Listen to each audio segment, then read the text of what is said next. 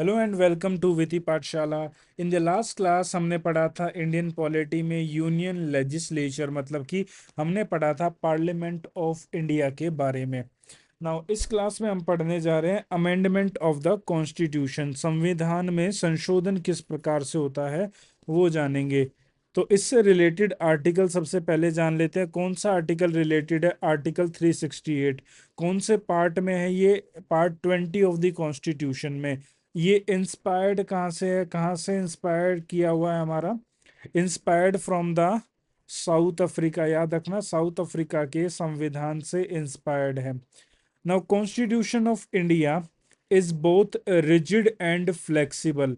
तो यहाँ पर रिजिड और फ्लेक्सिबल से क्या मतलब है?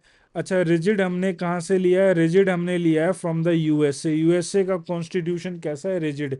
अच्छा, रिजिड और फ्लेक्सिबल इन ये होता है दोनों अमेंडमेंट के नजरिए से। अच्छा, जिसमें आसानी से अमेंडमेंट हो जाएगी तो वो हम मान लेंगे वो कहाँ से वो फ्लेक्सिबल कॉन्स्टिट्यूशन है। तो जो भी हमारे कॉन्स्टिट्यूशन में कुछ फ्लेक्सिबल प्रोविजंस हैं वो हम कहाँ से इंस्पायर्ड हैं? From the UK. बट बाकी जो हमारे वो हैं यूएसए से। यूएसए के कॉन्स्टिट्यूशन में थोड़ा हार्ड है कॉन्स्टिट्यूशन को जो है अमेंड करना। तो rigid from the sense of the USA, hard. Now it provide तीन प्रकार के अमेंडमेंट प्रोसीजर जो है बताए गए हैं। नाउ अमेंडमेंट की पावर किसके पास है? Power is with whom. तो पार्लियामेंट के पास पावर है। किसके पास है? संविधान में संशोधन करने की पावर किसके पास है? To with the parliament. अच्छा, क्या अमेंड नहीं कर सकते? तो केशवनंद भारती केस हुआ था, एक फेमस केस हुआ था। केशवनंद भारती केस ऑफ 1966। इसमें बेसिक स्ट्रक्चर का कंसेप्ट दिया था जुडिशरी ने।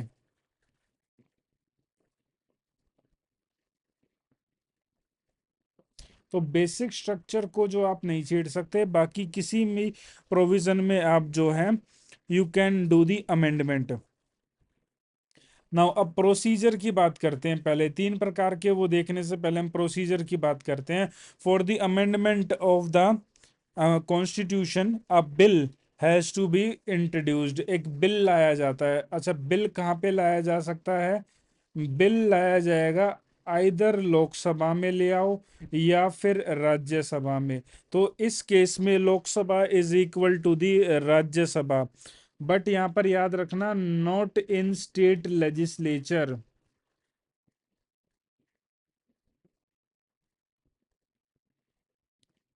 विधानसभा में नहीं ला सकते, स्टेट लेजिस्लेचर में नहीं ला सकते। Now it has been taken from the South Africa. No need of the prior permission of the president. यहाँ पर याद रखना, no need of prior permission. अच्छा, लास्ट हमने पढ़ा था कि कुछ बिल को जो है, बिल के लिए हमें जो है प्रायर परमिशन चाहिए होती है। बट यहाँ पर प्रायर परमिशन किसकी? प्रायर परमिशन प्रेसिडेंट की। वो उसकी आवश्यकता नहीं पड़ती है। तो the prior permission of the president is not required. तो ये एक बात आपको यहाँ पे याद रखनी है। Bill must be passed by each house, और वो भी स्पेशल मेजोरिटी। अब देखते हैं कि तीन प्रकार के जो है अमेंडमेंट प्रोसीजर। सबसे पहला जो प्रोसीजर है वो कहता है स्पेशल मेजोरिटी, विशेष बहुमत द्वारा संशोधन। तो ये आर्टिकल 368 के क्लोज टू में मेंशन्ड है। तो इसमें कहा गया है अमेंडमेंट जब होगा जब majority of total number of the total membership of the each house, उसके मेजोरिटी, ठीक है, प्लस में क्या है, 2/3 मेजोरिटी ऑफ द मेंबर्स वो प्रेजेंट हो वहां पर और वोट डालें। अच्छा, इस प्रोसीजर की कहाँ पे जरूरत पड़ती है? फंडामेंटल राइट को जो है अगर हमें छेड़ना हो, उसमें चेंजेस करने हो, अमेंड करना हो, डीपीएसपी में अमेंडमेंट करनी हो, पावर ऑफ पार्लियामेंट में, यूनियन लिस्ट, स्टेट लिस्ट में, इनमें चेंजेस करने हो। Example, amendment to the emergency provision. तो उसके लिए हमें इस स्पेशल मेजोरिटी की जरूरत पड़ती है। अच्छा, सेकंड प्रोसीजर हमारा है स्पेशल मेजोरिटी ही है, प्लस उसमें हमने रेक्टिफिकेशन ऐड कर दिया। मतलब कि जब वो बिल लोकसभा राज्यसभा से पास हो जाएगा तो 50% ऑफ द स्टेट लेजिस्लेचर से पास होना जरूरी है, 50% विधानसभाओं से पास होना जरूरी है। अच्छा, अभी कितनी विधानसभा है? 28 राज्यों में और 3 यूनियन टेरिटरीज में है। मतलब कि 31 में से जो है 15 जो है हमारी विधानसभा, that is the legislative assembly से पास होना जरूरी है। तो अमेंडमेंट के लिए क्या चाहिए? Special majority of the both houses of the parliament, approval from at least जो है 50% ऑफ द स्टेट लेजिस्लेचर, उनसे परमिशन चाहिए होती है। इसकी जरूरत कहाँ पड़ती है? अच्छा, इसके लिए एक वर्ड याद रखो यहाँ पर, फेडरल स्ट्रक्चर को अगर आपको छेड़ना है।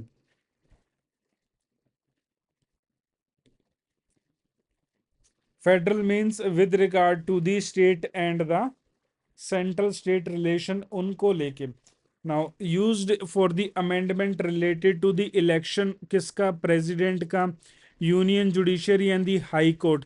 रिमेंबर दी, अगर जुडिशरी में भी कोई बदलाव लाना है तो distribution of the power between the union and the state. इसका एक एग्जांपल बताता हूं मैं, जीएसटी। तो वो रेटिफाई कराया गया था।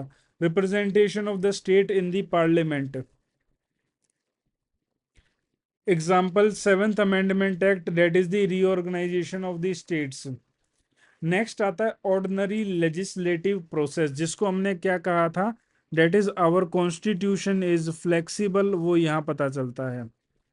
सामान्य बहुमत, not considered as a constitutional amendment, इसको पास होता है सिंपल मेजोरिटी से ऑफ मेंबर जो कि प्रेजेंट और वोट डाल दें। प्रोविजन अंडर आर्टिकल 4 169 एटसेट्रा, एक नए राज्य को बनाने के लिए एग्जांपल्स, या फिर हमें बाउंड्री या नेम चेंज करना हो किसी राज्य का, admission adjustment of union territories, या एबॉलिशन और creation of legislative council. Example क्या? फॉर्मेशन ऑफ द तेलंगाना 2014, तो वो किस से हो गया था? सिंपल मेजोरिटी से। Now here is a comparison table है। नाउ तीनों को कंपेयर करते हैं। पहला मेथड तो हमारा ए, जिसको नाम दिया गया स्पेशल मेजोरिटी, इसमें स्टेट की अप्रूवल की जरूरत नहीं होती, example FR and the DPSP. दूसरा special plus state required, state की अप्रूवल चाहिए, 50% स्टेट की अप्रूवल चाहिए, जैसे कि प्रेसिडेंट का इलेक्शन, जुडिशरी हो गया। तीसरा ordinary majority, note an amendment ही नहीं है ये, आर्टिकल 368 के अंतर्गत। और तो न्यू स्टेट बनाने के लिए, नेम चेंज के लिए।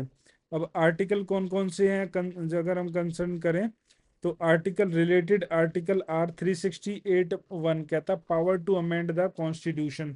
368 सब क्लोज 2 में लिखा हुआ है, प्रोसीजर और स्पेशल मेजोरिटी के बारे में बताया है।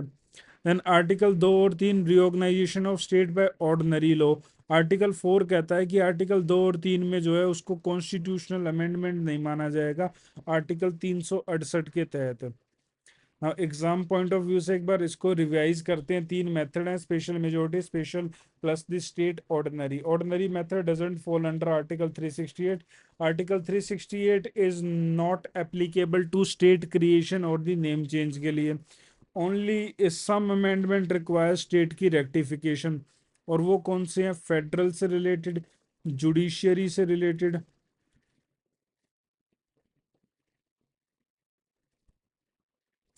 Then Indian constitution is flexible rigid, plus rigid, balanced approach है हमारे कॉन्स्टिट्यूशन में। नाउ अब एक बार रिवाइज कर लेते हैं हमने क्या क्या पढ़ा है। सबसे पहले आर्टिकल 368 पार्ट 20 में आता है, साउथ अफ्रीका से हमने लिया है। किसी भी हाउस में हम जो है इंट्रोड्यूस कर सकते हैं, but not in the legislative assembly. Parliament के पास पावर है, ठीक है। Bill must be passed by each house, special majority के साथ। Each house must pass the bill separately. इसमें कोई भी जॉइंट सिटिंग का प्रावधान नहीं है, याद रखना, नो जॉइंट सिटिंग।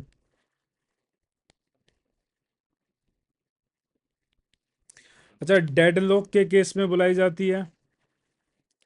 डेडलॉक का मतलब होता है कि अगर कोई बिल लोकसभा में पास किया, लोकसभा में इंट्रोड्यूस किया गया और राज्यसभा में, मतलब कि वो बिल पास ही नहीं हो पा रहा है, डेडलॉक की सिचुएशन बन गई है, तो दोनों हाउसेस को जो है इकट्ठा किया जाता है और उसको प्रिजाइड करता है कौन? Speaker. Speaker of the, that is the Lok Sabha के स्पीकर उसको प्रिजाइड करेंगे। अब फेडरल प्रोविजंस को अमेंड करने के लिए हाफ ऑफ द स्टेट्स की जो है लेजिस्लेटिव असेंबली रेक्टिफाई करेंगी। अच्छा, स्टेट जो मैंने अभी अभी हमने पढ़ा था, स्टेट रेक्टिफाई तो करेंगे, उनको कौन सी मेजोरिटी चाहिए? उनको सिंपल मेजोरिटी चाहिए। रेक्टिफिकेशन में, रेक्टिफिकेशन के लिए हमें क्या चाहिए? Simple majority. President must give his assent to this bill, कोई भी उसके पास वीटो पावर नहीं है। Amending power of the constitution makes the constitution एक ऑर्गेनिक लिविंग डॉक्यूमेंट बनाता है। अच्छा, किसी भी चीज में जो है आज के समय के साथ परिवर्तन परिवर्तन हो जाए तो हम ये कहेंगे कि वो एक लिविंग डॉक्यूमेंट है, तो वो एक जीवित दस्तावेज है। तो हमारा संविधान क्या है? एक जीवित दस्तावेज है, क्योंकि हमारे पास दोनों प्रावधान है, सिंपल के साथ भी और जो है with the, that is the rigid plus the flexible. Now तीन तरीके मैंने आपको बताए। Then constitutional amendment by simple majority. Simple majority से याद रखना कि article 3, article 2, schedule second, fifth and the sixth, judiciary, number of the जजेस, power of the supreme court, अगर इसको चेंज करना है तो सिंपल मेजोरिटी से हो जाएगा।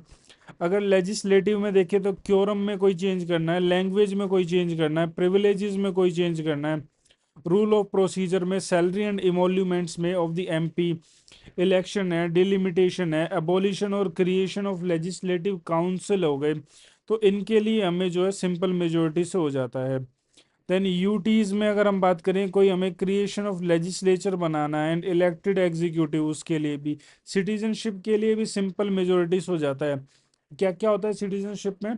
एक्विजिशन एंड टर्मिनेशन, एक्वायर करना और टर्मिनेट करना। बट किसी को अगर हमें टेरिटरी देनी है, जैसे कि बेरूबारी केस में हुआ था, तो जजमेंट ये दी गई थी कि अगर हम बांग्लादेश को कोई टेरिटरी दे रहे हैं तो उसके लिए अमेंडमेंट करना पड़ेगा 368 के अंतर्गत। अब एक बार लास्ट बार देख लेते हैं कौन कौन से प्रोविजन हमारे स्पेशल मेजोरिटी के अंदर आते हैं। Now if we see about the special majority में सबसे पहले आता है all provision that can be amended by other means, example fundamental right, DPSP, by special majority of the parliament and creation of the states. क्या आता है? Election of the president, extent of the executive and legislative power, किसकी? Union और state की, seventh schedule हो गया। Now supreme court and high court हो गए, रिप्रेजेंटेशन स्टेट्स का पार्लियामेंट में। और अगर 368 में भी जो है आपको कोई बदलाव करना है आर्टिकल 368 में इटसेल्फ, तो उसके लिए भी आपको जो है जरूरत पड़ेगी। सो ये था हमारा, that is the amendment to the constitution, chapter number 13।